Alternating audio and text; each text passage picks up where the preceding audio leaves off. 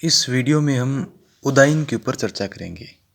और आप इस बात को जानते हो, हमने पिछली वीडियो में हमने ये देखा था कि अजातशत्रु बिंबिसार का पुत्र था। और बिंबिसार कौन था? बिंबिसार मगध साम्राज्य के हर्यक वंश का संस्थापक था, इस बात को ध्यान रखिए। और बिंबिसार के लिए उपनाम क्या आता है? श्रोणिक आता है। वहीं अजातशत्रु के लिए क्या आता है? कुणिक आता है। और आगे अजातशत्रु के बाद कौन आएगा? उदयन आएगा, जिसे उदय या उदाई या उदय भद्र के नाम से भी जाना जाता है, इस बात को ध्यान रखिए। और जिस प्रकार अजातशत्रु पितृहंता था, उसी प्रकार आगे उदयन भी अपने पिता अजातशत्रु की हत्या करेगा।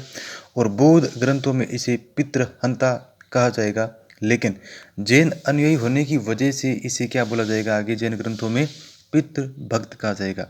तो अब हम टू द पॉइंट उदयन पर चर्चा करें। सबसे पहले ध्यान रखें कि उदयन का जो शासन काल है वो 460 से 444 ईसा पूर्व है, ठीक। और यह अजातशत्रु का पुत्र और उत्तराधिकारी था।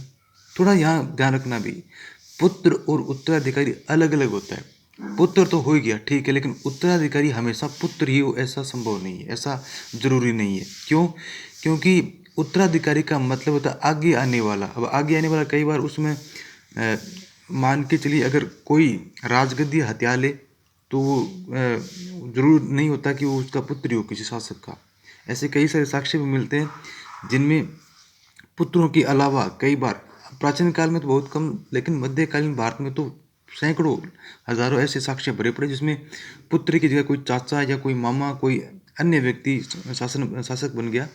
तो उत्तराधिकारी का मतलब होगा आगे आने वाला शासक होगा, ठीक है। और हमेशा उत्तराधिकारी पुत्र हो ये जरूरी नहीं, इस बात को भी ध्यान रखिए। जिसके काल में यह चंपा का राज्यपाल था। चंपा क्या था?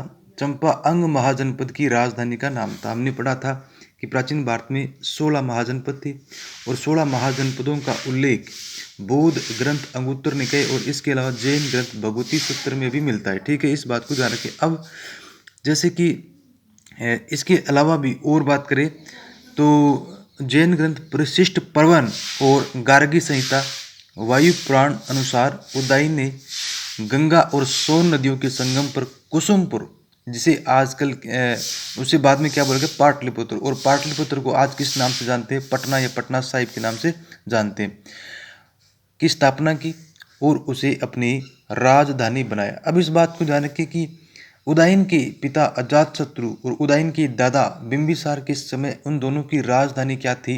राजगृह थी, ठीक ना। राजगृह उनकी राजधानी थी, लेकिन उदयन राजगृह से अपनी राजधानी कहाँ लेके आ जाता है?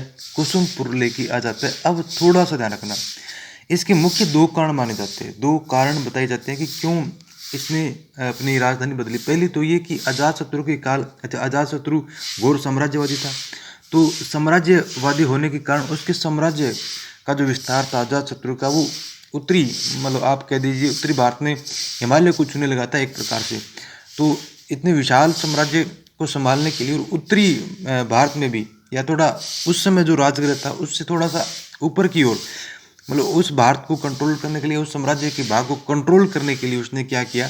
ये जो राजधानी थी पाटलिपुत्र या कुसुमपुर की स्थापना की। एक कारण ये माना जाता है। और दूसरा कारण वज्जी जो था, वज्जी पर कंट्रोल करने के लिए भी ऐसा माना जाता है कि कुसुमपुर की स्थापना की गई थी। वज्जी संघ जो अजातशत्रु के साथ उसका युद्ध भी हुआ था वज्जियों का। अब बात करें, उदयन क्या था? जैन अनुयायी था, ठीक है। और इस वजह से जैन ग्रंथों में उदयन को क्या बोला जाएगा? पितृभक्त। वहीं बौद्ध ग्रंथों में क्या कहा जाएगा? पितृहंता। गार्गी संहिता में उदयन को धर्मात्मक कहा गया, ठीक है। अब ये गार्गी संहिता की जो रचना है वो गर्ग मुनि के द्वारा की गई है। पुराणों के अनुसार उसने 33, वहीं बौद्ध ग्रंथ महावंश अनुसार उसने 16 वर्षों तक शासन किया। अब ये ज़्यादा स्टेक दिखाई पड़ता है कि 16 वर्षों तक ही शासन किया, क्योंकि जो शासन काल है वो मुख्यतः जो ज़्यादा साक्ष्यों से प्राप्त होता है वो होता है 460 से 444 ईसा पूर्व के आसपास प्राप्त होता है। इस बात को ध्यान रखिए। आगे डॉक्टर केपी जायसवाल उदयन को पितृहंता नहीं मानते। अब थोड़ा ध्यान रखना भाई, केपी जी जायसवाल के बारे में कई बार प्रश्न पूछा जाता है, पीछे 2013-15 में पूछे गए। विद्वत परिषद जो थी वैदिक काल में, सभा समिति, और विद्वत के सभा समिति के अलावा जो विद्वत परिषद थी जिसको विधाता परिषद भी कहा गया, उसके बारे में केपी जायसवाल का क्या विचार था? वो पूछा गया था आरपीएससी फर्स्ट ग्रेड 2013-15 में। तो वो एक धार्मिक परिषद थी, धार्मिक कार्यों को देखने वाली परिषद थी, ऐसा इनका मानना था। तो उदयन को पितृहंता वे नहीं मानते, तो ये भी थोड़ा ध्यान रखना। केपी जायसवाल के अनुसार उनका पूरा नाम काशी प्रसाद जायसवाल है और इनका जन्म उत्तर प्रदेश में हुआ था। इनकी उत्तर प्रदेश राज्य से ताल्लुक रखते हैं। और इनकी जो पुस्तक हिंदू पॉलिटिक्स या हिंदू राजनीति वो सबसे ज़्यादा चर्चित रही थी। जैन ग्रंथ परिशिष्ट पर्वन अनुसार अवंती का शासक पालक, अब ये पालक कौन था? पालक चंड प्रदोत का पुत्र था। उदयन का क्या था? शत्रु था। और ऐसा माना जाता है कि पालक ने ही उदयन की क्या करवाई थी? हत्या करवाई थी। साधु वेश के अंदर किसी अपने अनुयायी को या अनुचर को या अपने दूत को भेजा और उसने, जब ये उदयन किसी गुरु के पास ज्ञान ले रहा था, तो या मान के चलिए किसी क्लास में बैठा था उस समय, तो उस समय इसकी छुरा भोंक करके इसकी हत्या कर दी गई उदयन की, पालक के इशारे पर। ये पालक कौन था? अवंती का शासक था और चंड प्रदोत का पुत्र था। जैन ग्रंथ आवश्यक सूत्र चूर्णी अनुसार उदयन ने अपनी राजधानी में जैन चैत्यों का निर्माण करवाया। और चैत्य का मतलब होता है भिक्षुओं का प्रार्थना स्थल या पूजा स्थल होता है चैत्य। उदयन का पुत्र नाग दशक अंतिम हरेकवंशी शासक था, जिसकी हत्या उसके सेनापति शिशुनाग द्वारा की गई और शिशुनाग वंश की स्थापना की गई। कब? 412 ईसा पूर्व, यानी कि उसके सेनापति शिशुनाग के द्वारा नाग दशक की हत्या कर दी गई। और किस वंश की स्थापना की गई? शिशुनाग वंश की स्थापना की गई। इस बात को ध्यान रखिए। अब इसके अलावा एक मैंने नोट डाल के लिखा है, वो थोड़ा इंपॉर्टेंट है। इसमें मिडाइवल इंडिया का भी एक फैक्ट डाला है मैंने। जैन ग्रंथ परिशिष्ट पर्वन की रचना कब की गई? 12वीं सदी में की गई। ठीक। और 12वीं सदी के एक महान विद्वान थे, जैन आचार्य थे, जिनका नाम क्या था? हेमचंद्र था। और जैन आचार्य हेमचंद्र ने परिशिष्ट पर्वन की रचना की थी। ठीक है।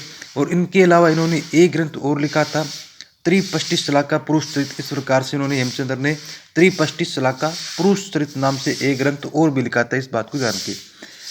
तो अच्छा, इसके अलावा और ध्यान दीजिए, हेमचंद्र यानी कि जो जैन आचार्य थे, इनके प्रभाव से ही गुजरात का चालुक्य शासक कुमारपाल क्या बना था?